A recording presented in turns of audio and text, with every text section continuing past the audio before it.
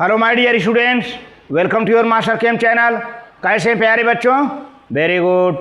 आज मैं class 9th के बच्चों के लिए वीडियो लेकर आया हूँ स्ट्रक्चर ऑफ एटम। प्यारे बच्चों, आज के वीडियो हमारा ये डिस्कशन होगा कि drawback of Rutherford atomic model. इसके पिछले वीडियो में हमने रदरफोर्ड का एटॉमिक मॉडल दिया, लेकिन आज के वीडियो में दे रहा हूँ कि रदरफोर्ड का एटॉमिक मॉडल क्यों फेल हो गया, क्या इसके ड्रॉबैक हैं, ये बात करूँगा। और फिर उसी के साथ में नील्स बोर ने सुधार किया, एनर्जी लेवल को बोलते हुए, ऑर्बिट का यूज करते हुए, सेल का यूज करते हुए नील्स बोर का एटॉमिक मॉडल भी दूंगा प्यारे बच्चों। लेकिन ध्यान रहे कि नील्स बोर का एटॉमिक मॉडल केवल ऐसे एटम के लिए एप्लीकेबल है जिसमें केवल एक इलेक्ट्रॉन होते हैं। तो बड़ा डिटेल इसका डिस्कशन होने जा रहा है। बच्चे, आपके लिए बहुत इंपॉर्टेंट टॉपिक है। यहाँ तक कि यह बेसिक आइडिया आईआईटी, जेई और नीट के बच्चों के लिए भी बहुत इंपॉर्टेंट होता है, क्योंकि बेसिक आइडिया उनको नहीं रहती है। बेसिक आइडिया जब रहेंगे तो बड़े बड़े न्यूमेरिकल्स आप कर लोगे प्यारे बच्चों। तो देखते हैं आगे। हाँ तो प्यारे बच्चों, drawback of Rutherford's model of the atom. आखिर रदरफोर्ड ने जो मॉडल दिया था, क्यों वो रिजेक्ट हो गया, क्यों फेल हो गया? तो देखिए कुछ बातें क्या थी उसमें। The major drawback or defects of Rutherford's model of atom is that it does not explain the stability of the atom. Clear हो गई बात में प्यारे बच्चों? रदरफोर्ड का एटॉमिक मॉडल एटम की स्टेबिलिटी को एक्सप्लेन नहीं कर पाया, एटम की स्टेबिलिटी को एक्सप्लेन नहीं कर पाया। आगे बताता हूँ क्या है। According to the electromagnetic theory of physics, if the charge particle undergo accelerated motion then it must radiate energy और लूज एनर्जी कंटिन्यूसली। प्यारे बच्चों, इलेक्ट्रोमैग्नेटिक रेडिएशन थ्योरी क्या है? इलेक्ट्रोमैग्नेटिक, पहले हम थोड़ा सा बताएंगे इलेक्ट्रोमैग्नेटिक क्या है। इलेक्ट्रोमैग्नेटिक में एक इलेक्ट्रिक फील्ड, दूसरा मैग्नेटिक फील्ड होता है, दोनों एक दूसरे के परपेंडिकुलर होते हैं। कोई पार्टिकल अगर मोशन कर रहा है तो उसमें से एनर्जी निकलेगी, और जब एनर्जी निकलेगी तो उसकी एनर्जी प्यारे बच्चों घटेगी, है ना। जब एनर्जी लूज करेगा तो उसकी एनर्जी तो घटेगी ना। तो अब देखिए, एनर्जी जब घटेगी तो इलेक्ट्रॉन कहाँ आएगा? धीरे धीरे न्यूक्लियस की ओर आएगा, और न्यूक्लियस में गिर सकता है। लेकिन ऐसा नहीं होना चाहिए। अब न्यूक्लियस में गिर गया, और रदरफोर्ड के हिसाब से तो न्यूक्लियस में गिर जा रहा है ना, अभी दिखाएंगे। तो एटम की स्टेबिलिटी नहीं हो पाती है। The negatively charge electron revolving around the nucleus in circular path radiate energy and its energy decreasing gradually and it comes very close to the nucleus. Ultimately it may drop into the nucleus but it does not happen. तो प्यारे बच्चों, इस तरह से देखा जाए तो charge particle electron जो कि न्यूक्लियस के चारों ओर चक्कर काट रहा है प्यारे बच्चों, तो इसकी एनर्जी क्या होगी? धीरे धीरे घटती जाएगी। रेडिएशन हो रहा है इलेक्ट्रोमैग्नेटिक थ्योरी के हिसाब से, तो एनर्जी जब घटेगी तो ये धीरे धीरे न्यूक्लियस की ओर आएगा और लास्ट में न्यूक्लियस में गिर जाएगा। अब न्यूक्लियस में इलेक्ट्रॉन का गिरना मतलब क्या होता है? एटम की स्टेबिलिटी खत्म हो जाना, एटम की स्टेबिलिटी खत्म होना। लेकिन ऐसा होता नहीं है, एटम के लिए ऐसा नहीं होना चाहिए। और रदरफोर्ड के हिसाब से तो हो जा रहा है, लेकिन एटम के लिए ऐसा नहीं होना चाहिए। अब देखिए, ये रदरफोर्ड का मॉडल है प्यारे बच्चों। मॉडल के हिसाब से देखिए ऐसे किया है ना। अब ये इलेक्ट्रॉन आ रहा है, एनर्जी घट रही है, आते लास्ट में न्यूक्लियस में गिर जाता है ना। ये निगेटिवली चार्ज इलेक्ट्रॉन है, ये पॉजिटिवली चार्ज प्रोटॉन है। तो diagram to show how an energy losing electron could fall into the nucleus. ये डायग्राम बताता है कि कैसे मोशन करता हुआ इलेक्ट्रॉन जिसका एनर्जी घटता जा रहा है और न्यूक्लियस में गिर जाता है रदरफोर्ड के हिसाब से, अकॉर्डिंग टू रदरफोर्ड। तो अब इस रदरफोर्ड के मॉडल को कैंसिल करते हुए नील्स बोर ने एटम की स्टेबिलिटी को एक्सप्लेन किया, इसके बाद अपना मॉडल दिया। In order to explain the stability of the atom and overcome the objections against the Rutherford model of the atom, Niels Bohr gave new arrangement of the electrons in the atom in 1913, according to which, देखिए Rutherford पर लगे objection को कम करने के लिए और atom की stability को बताने के लिए नील्स बोर ने 1913 में मॉडल अपना मॉडल दिया। उस मॉडल के हिसाब से क्या होना चाहिए, देखिए पहला, the electron could revolve around the nucleus in only certain orbit.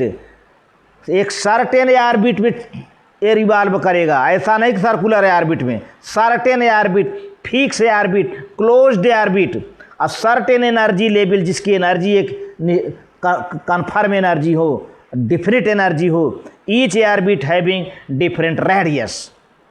अगला क्या है, the energy in each orbit having characteristic amount of energy going farther from the nucleus energy increases. तो प्यारे बच्चों, हर एक ऑर्बिट की फिक्स अमाउंट की energy होती है, लेकिन जब न्यूक्लियस से धीरे धीरे दूर जाओगे, बाहर जाओगे, तो उसकी एनर्जी बढ़ती जाएगी। अभी डायग्राम से बताते हैं।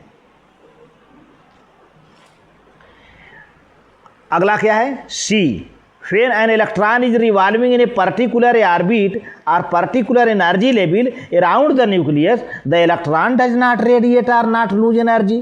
तो प्यारे बच्चों, चूंकि एनर्जी लेवल फिक्स हो गया ना, तो जब किसी भी ऑर्बिट में इलेक्ट्रॉन, भले ही उसका मोशन तेज है, रिवॉल्व कर रहा है, तो यह किसी प्रकार के एनर्जी का रेडिएशन नहीं करता, न तो रेडिएशन न एनर्जी का लॉस करता है।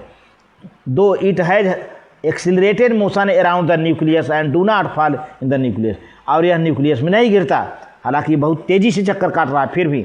अब देखिए फिक्स है, क्लोज ऑर्बिट हो गए, देखिए है ना, ये, फिर ये, अब ये 3 ऑर्बिट है, 1 2 3। अब तीनों पर अगर 3 बच्चों को खड़ा कर दिया जाए, तो जो सबसे बाहर वाला बच्चा है वो ज़्यादा थक जाएगा, ज़्यादा उसको एनर्जी खर्च करनी होगी। अब प्यारे बच्चों, जो न्यूक्लियस के चारों ओर पहला ऑर्बिट है, वो जल्दी से अपना चक्कर काट लेगा, पूरा कर लेगा, उसको कम एनर्जी लगेगी। बस उसी तरह से ये समझ लो प्यारे बच्चों कि यहाँ पर इलेक्ट्रॉन चक्कर काट रहा है, तो जिसकी ऑर्बिट देखिए, इसकी ऑर्बिट ये इतना छोटा है, इसके बाहर जाओ और बड़ा हो गया, और बड़ा हो गया, तो ऐसे ऐसे उनकी एनर्जी भी बढ़ती जा रही है। जैसे जैसे हम बाहर जाएंगे, एनर्जी जो है हर ऑर्बिट की बढ़ती जा रही है, इसीलिए इनका नाम हो गया एनर्जी लेवल। एनर्जी के लेवल हैं इनके, ये ऑर्बिट कहिए या एनर्जी लेवल कहिए या सेल कहिए, और इसमें इलेक्ट्रॉन चक्कर काटता रहता है। अब बोहर्स मॉडल देखते हैं क्या है। According to Bohr's models of atom, following are main points. क्या है, an atom is made up of 3 particles. कोई एटम 3 पार्टिकल से मिलकर बना होता है। क्या होता है 3 particle? Electron, proton and neutron. Electrons have negative charge, protons have positive charge, whereas neutron have no charge, it is neutral particle. तो कोई भी एटम 3 पार्टिकल से मिलकर बना होता है प्यारे बच्चों, electron, proton, neutron. Electron negatively charge होता है, प्रोटॉन पॉजिटिवली चार्ज होता है, और न्यूट्रॉन को क्या होता है, चार्जलेस होता है, न्यूट्रल होता है। चलिए, the presence of equal number of negative electron and positive proton, the atom on the whole is electrically neutral. किसी भी एटम में नेगेटिव इलेक्ट्रॉन, पॉजिटिव प्रोटॉन का नंबर इक्वल हो तो एटम क्या है, हो जाता है इलेक्ट्रिकली न्यूट्रल हो जाता है। यानी number of positive charge is equal to number of negative charge, तो एटम क्या हो जाएगा, इलेक्ट्रिकली न्यूट्रल हो जाएगा प्यारे बच्चों। आगे, the protons and neutrons are located in small nucleus at the centre of the atom due to presence of proton, the nucleus is positively charge.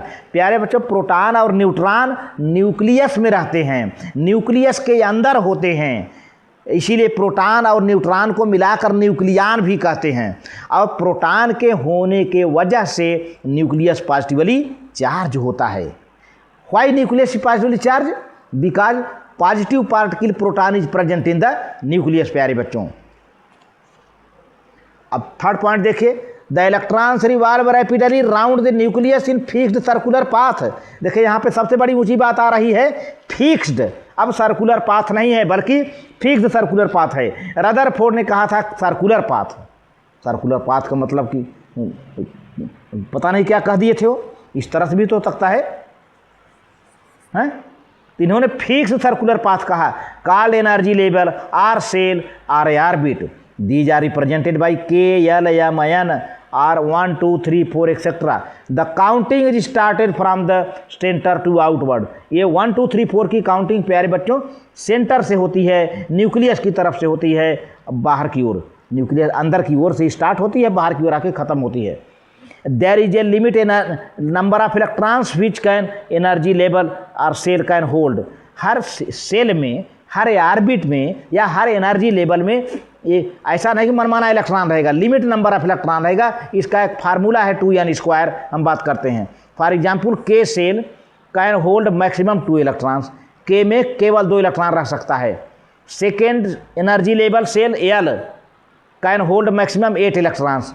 दूसरे सेल में, दूसरे ऑर्बिट में, दूसरे एनर्जी लेवल में 8 इलेक्ट्रॉन रख सकता है. Third energy level M can hold maximum 18 electrons, 18 electrons. Any cell can hold maximum 2n². इस तरह देखा जाए, चाहे 1 2 3 4 5 6 7 जो भी व्हाट एवर में भी देर कैन होल्ड 2n².